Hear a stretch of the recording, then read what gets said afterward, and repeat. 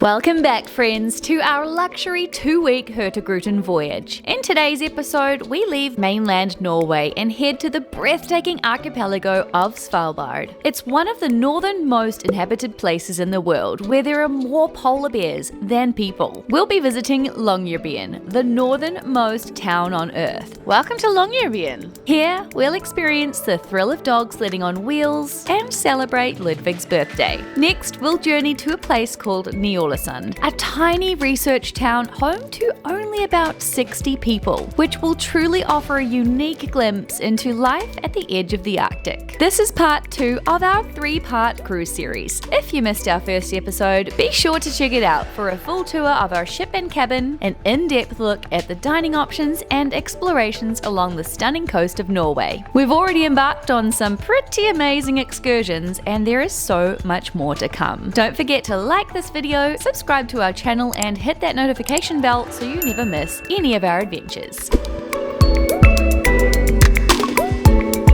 Welcome to episode 2.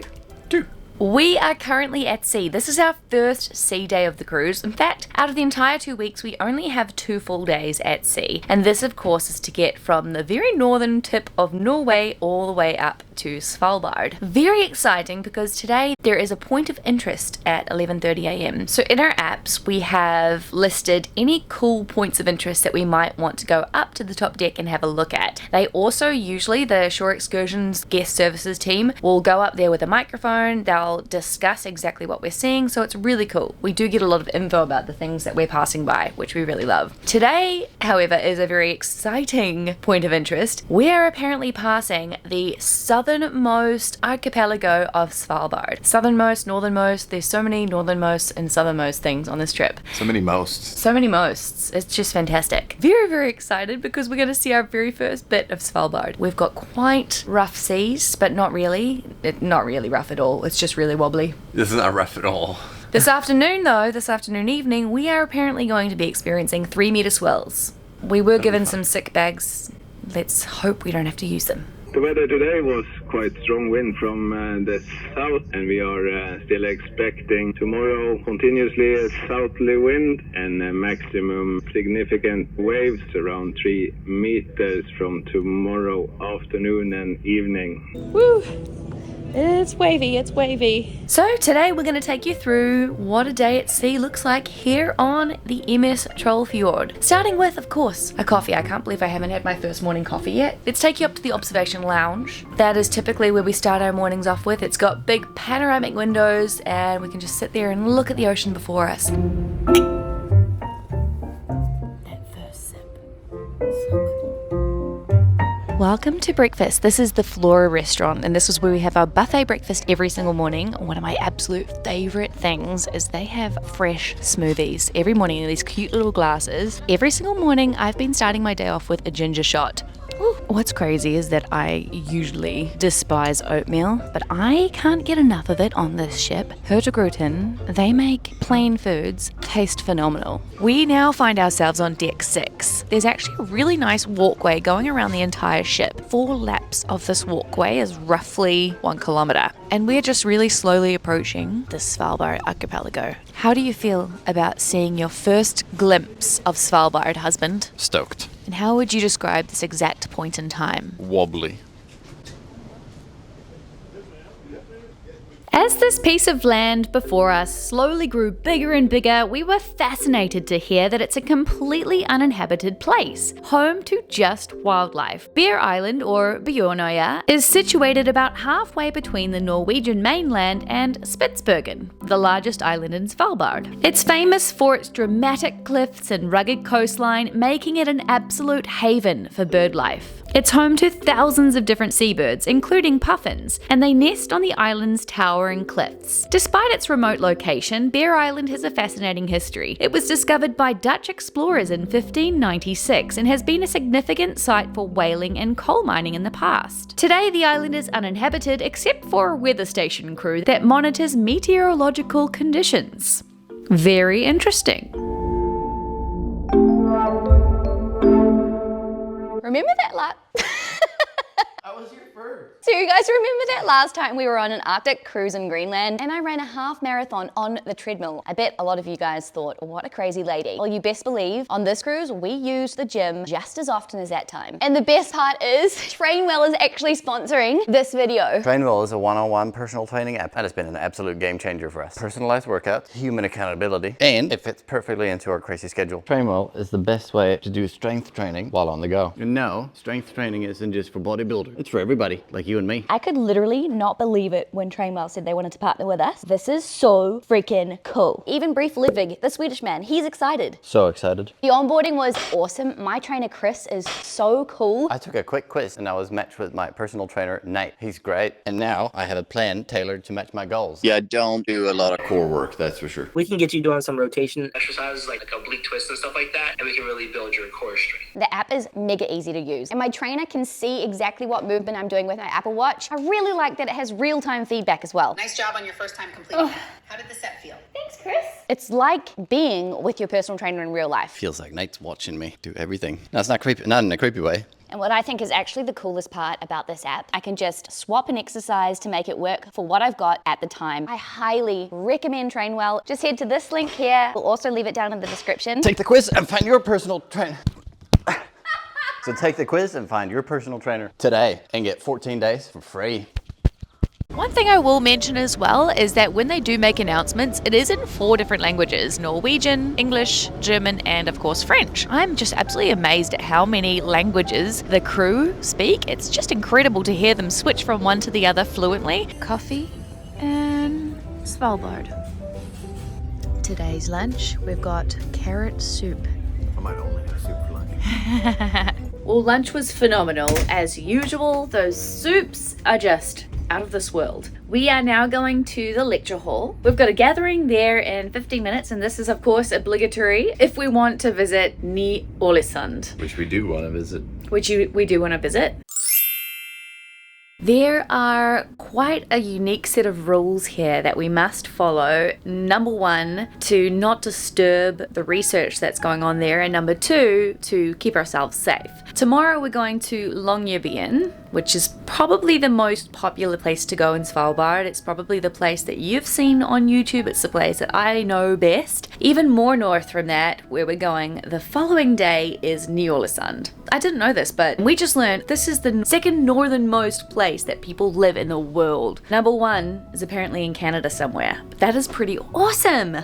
Wow. So if you haven't heard of Svalbard, basically one of the things it's known for is that it's got more polar bears than humans. Apparently it's not too common to see them in the summertime. However, last summer they spotted 22 during the summer season with Hurtigruten. So we have to take these polar bear safety guidelines very seriously. In fact, when we do dock, we have to wait for the shore excursions team and a guide with a gun to walk around and check the area first before us guests are allowed off, because they're checking to make sure it's safe and clear of polar bears.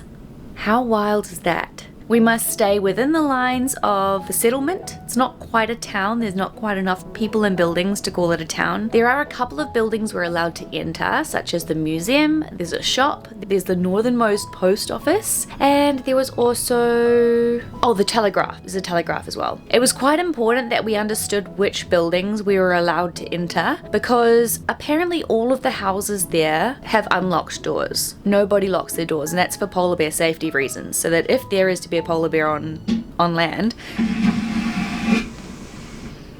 anyone is able to jump into the nearest shelter, the nearest house, to get safe and secure from the polar bear. Therefore, we need to know where we are allowed to visit and where we're not, because we would just be able to walk into a house, and that's not very nice. Another incredibly interesting thing is that in Ny-Ålesund, they require radio silence within 20 kilometers of the settlement. So the whole entire ship's Wi-Fi is going to be turned off. If we have a laptop, phone, digital watch, camera, we must turn off all Wi-Fi and all Bluetooth. We are of course allowed to snap some pictures and some videos, but we can't have any Bluetooth or Wi-Fi going on. Very interesting. Definitely the first and probably the only place we'll ever go to that is required. You can't even keep a straight face.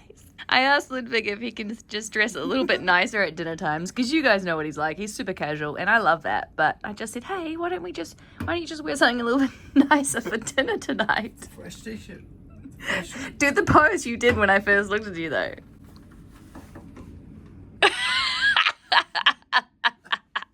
Tonight for dinner we've come to our usual, which is Flora. Breakfast and lunch here is a buffet, whereas dinner is a sit-down 3-course meal, and we have our same table every single night, we have our same waiter every single night, and honestly the food is absolutely on point. We get to taste a lot of local dishes, a lot of seafood. Tonight I've gone for a salmon pastrami, and Ludwig has gone for a smoked rutabaga. And I don't know what it is, but it's something vegetarian. And honestly, the food, we can't fault it. Everything is super duper consistent, absolutely delicious. And the wine in the beer is free flowing. And what I really like is that if there is something you want extra of, you can just order it. There are no rules. Tonight for my main, I went for the Arctic char because Kirill, our waiter, told me that this is one of the best things. And if I'm gonna eat fish, it needs to be char. It looks fantastic. It actually looks very similar to salmon. It's covered with something that looks like hollandaise, and of course we've got a big dollop of dill in there. If there's anything I've learned from Scandinavia, it's that they love their dill. Also over here are 2 cute little potatoes. Down there, Ludwig went for the potato and quinoa cake. Oh my gosh, and I just have to quickly note, their vegetarian options are insane. If you're vegan, if you're plant-based, if you just like vegetarian food, they've got you sorted. There's so many nice things, massive variety, and it's just absolutely delicious. For dessert this evening, we got something fancy here. To accompany this, we got some ice cream. The next day, it was Ludwig's birthday, and what a sight to wake up to. It's my husband's birthday. Happy birthday. That's me.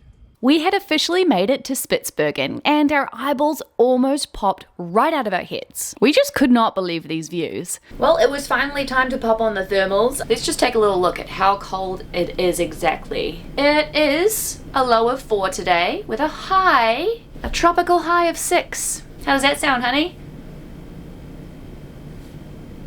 He's in the toilet. How do we look?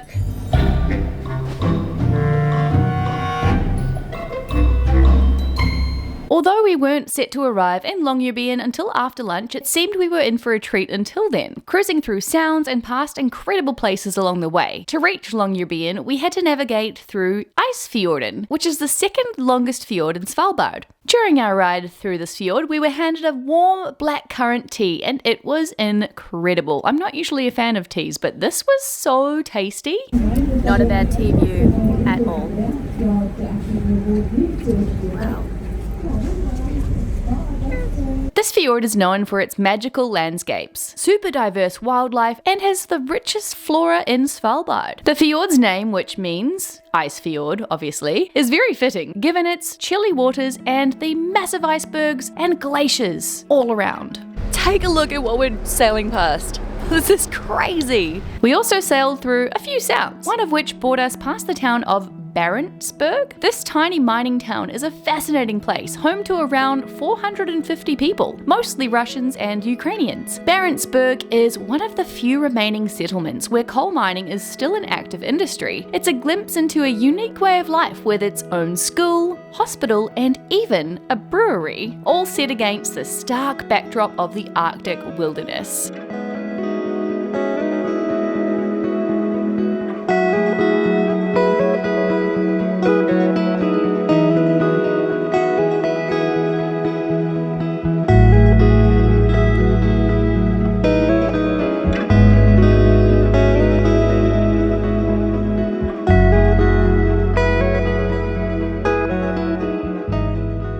Ludwig, should we get a vacation home like that? Yeah. Welcome to Longyearbyen. We're officially here, in the middle of nowhere. If you look at the map, this place is literally in the middle of nowhere. In fact, it's about the halfway point between mainland Norway and the North Pole. We're docked from 1 till 7 p.m, but we do have an excursion booked from 2 till 6. The town of Longyearbyen itself is about a 20-minute walk from our ship right now, so unfortunately it's not going to give us any time to walk there and back on that hour either side of our excursion. So we're just going to look at the sights here from the ship and Apparently, the transport that takes us to our excursion today, we might be able to go through some of the city and catch a little bit of a glimpse of what life looks like here, what the city looks like. This place is populated with around 2,000 residents. Now, you're probably wondering, just as we did, why do people live here? Well, people live in Longyearbyen for all sorts of different reasons, including scientific research, mining, and one of the biggest is actually tourism. The town is a hub for Arctic research with several international research stations, and the mining industry, although reduced, still plays a role here. And the stunning Arctic environment attracts adventurers and nature enthusiasts from all around the globe. And super interestingly, Svalbard has a visa-free policy, allowing people from all over the world to live and work here without needing a visa. This unique policy has made Longyearbyen a melting pot of cultures and lots of different nationalities. Today we got to join Green Dog Svalbard for a dog sledding on wheels adventure. What the heck? First up was to get changed into some warm outdoor clothes, and we were told we'd probably get rather dirty. So this was much appreciated. And then the fun started. Dream come true. This is the start of our excursion, and we've just come to this dog yard to basically meet and greet and cuddle all these doggies. It's so funny. As soon as you come up to them, they're like this. They really want a bum scratch. How good is that? This guy. Hey. Yeah, hey. Oof. We get to basically just cuddle them, and it's the best day ever. This is like Christmas Day. We haven't even gone on our wagon, sleigh ride, whatever we're doing today. I could just happily stay here for hours and hours. See, they all want a bum scratch. Oh, that's so good, isn't it? I literally want to take every single dog home. Is this a nice birthday, honey? This is a pretty nice birthday, pretty special birthday. What do you reckon, Sorrel? What do you reckon?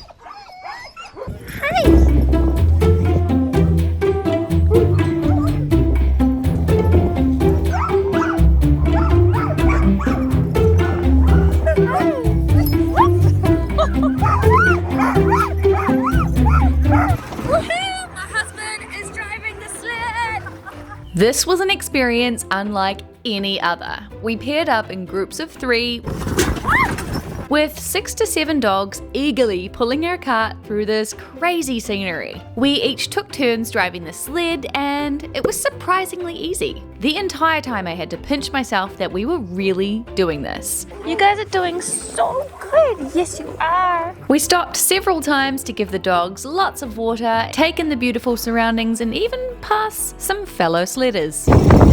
Hello! Oh my gosh. We learned that Green Dog actually have a multi-day winter dog sledding tour, and we've already decided we want to come back for that. I can't believe what I'm doing right now. We're just on a dog sled in Svalbard. And I really shouldn't have my phone and my microphone out, but I just can't not tell you how cool this is. If you have glasses, it's always going to be a bonus because there's a fair bit of slobber and a fair bit of mud flying around. It's also so cold that my whole face has gone a little bit frozen. Would you like to say a few words, Ludvig? This is great. This is good fun. Just when we thought things couldn't get any better, after the tour, we snuggled up in a warm cabin with hot chocolate, brandy and waffles. And to top it all off, we got to cuddle 3-week-old puppies. This truly made Ludvig's whole birthday. Best birthday ever.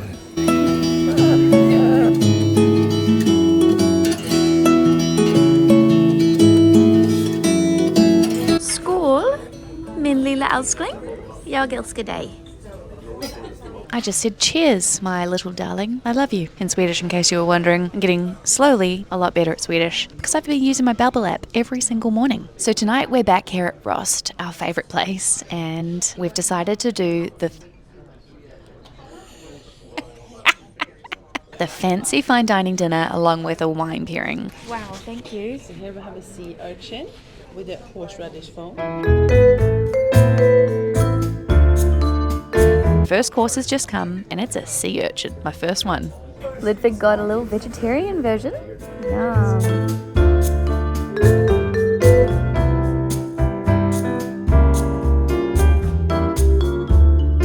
This is a langoustine. Apparently like a lobster, but a little bit more pale and sweeter. Ooh, We just got a Syrah from France. Apparently this red wine is going to pair beautifully with our main course. So my main course is a fish called lingfish, accompanied by lingonberry. And Ludvig got Celery Wellington. celery, oh yum, a celery Wellington.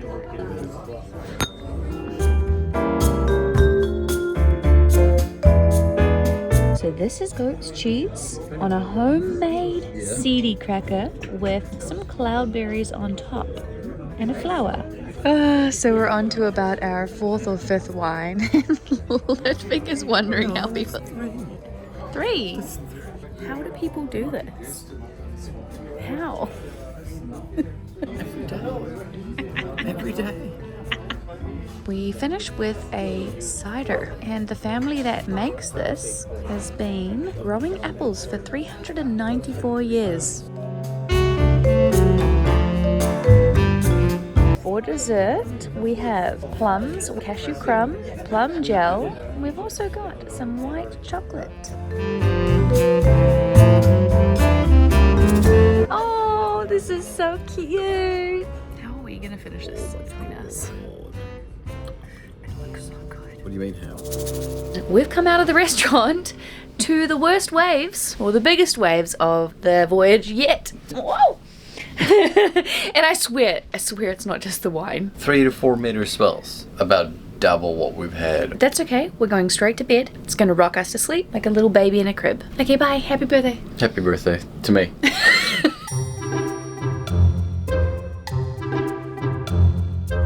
We're in Ny-Ålesund.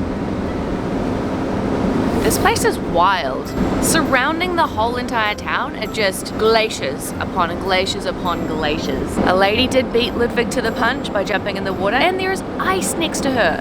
Ludvig's still keen, he says. We have never seen anything like this place. It is so beautiful, rugged, untouched, and I really struggle to find the descriptive words for this place. This tiny research settlement is home to only about 60 people, and within this, there are about 11 different nationalities. The sense of isolation and purpose here is very clear. Wow. And it's incredible to know that there's such a diverse group of scientists all working together in this very remote Arctic environment. And there is a gym. I can see someone on the treadmill. One of the many fascinating aspects of Ny-Ålesund is the strict rules in place to protect its delicate ecosystem. We must only walk along designated paths to avoid damaging the vulnerable Arctic tundra that grows outside the paths. Another quirky rule is that we have to take our shoes off everywhere we go inside the buildings. This is done to prevent dirt and contaminants from being trapped indoors, helping to maintain the cleanliness and integrity of the research facilities. Here I stand at the northernmost post office. You don't say that every day. Just gonna get a quick little photo, 1 second. We're just wandering down the street of Ny-Ålesund. I said to Ludvig, this is one of the most beautiful places I've ever seen with my own eyeballs. That's probably the 7th time on this trip I've heard that. I swear, like each place keeps getting better than the next. Now we're gonna go into the one and only shop here in Ny-Ålesund. Apparently here is where everybody buys this famous beanie. But I'm gonna see if there's a mug that I can buy. Ludvig, this is where I can buy my packet of chips. Ludvig just said that the chips here are the same price as a corner store in New Zealand. I can't believe that. Considering where you are, it's not actually that expensive. It's probably double what the prices are on the mainland, but considering we're so far away from the mainland, it's not that bad. Look what I just spotted. Yay. 2 mugs for my collection now. Another interesting fact we learned about Ny-Ålesund is its historical significance in Arctic exploration. The big mast you see here was used as the anchor point for airships back in the early 20th century. These airships were part of daring expeditions to the North Pole, including the famous 1926 flight of the airship Norway, which was the first to fly over the North Pole. To visit this important landmark, a local guide with a gun was taking groups of just 17 guests at a time from the perimeter of the settlement out to the mast. From the ship, it did look pretty funny because it was such a short walk, but I guess when polar bears are around, you really cannot take any chances. We got chatting with our guide, Leva. Leva was the guide taking us out to the mast. She says that they quite frequently see polar bears here. They'll be sitting in their mess, the cafeteria where all the staff sit and have a meal, and they'll just casually see them out on the island nearby. Leva said that they saw 3 polar bears just last week, which is absolutely incredible. She said that this place is actually a really social place to live. They have a lot of social gatherings. They can hike here, they can go for runs if they want, but they have to carry a rifle with them at all times. So she said it would be a bit awkward to try and go for a run. That's why they have the gym. What an interesting place to live, Ludwig. Very.